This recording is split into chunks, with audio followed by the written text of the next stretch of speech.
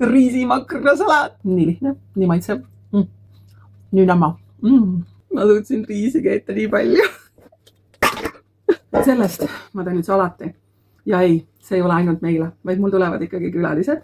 Ja enne kord ma tegin poti sees, või tunduvalt vähem. Nii kaua kui ma valmistasin, söödi pool ära juba potist. Ühesõnaga, väga lihtne retsept ja sellega saab kõik hakkama. Riisi keedate ära, meelepärase koguse, mõistlikuma koguse kui mina. Siis mul on siin marineeritud kurki juba tükeldatud. Maitse järgi panete makra. Ka tükeldasin ära veel. Ja muna, ma ei teagi, mitu muna siin oli, selle ka tükeldasin ära. Seda tuleb iga vehiselt. Ja mul on ka veel paprikat siin.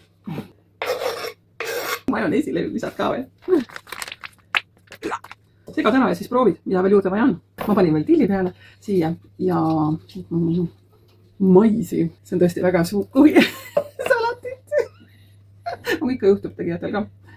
Ja ma panen kurgivedelikku, sest see annab ka väga hea maitse. Ma püüan nüüd ära segada selle. Ma panen veel siia petersalli kuivatatud ja tšillihälbeid.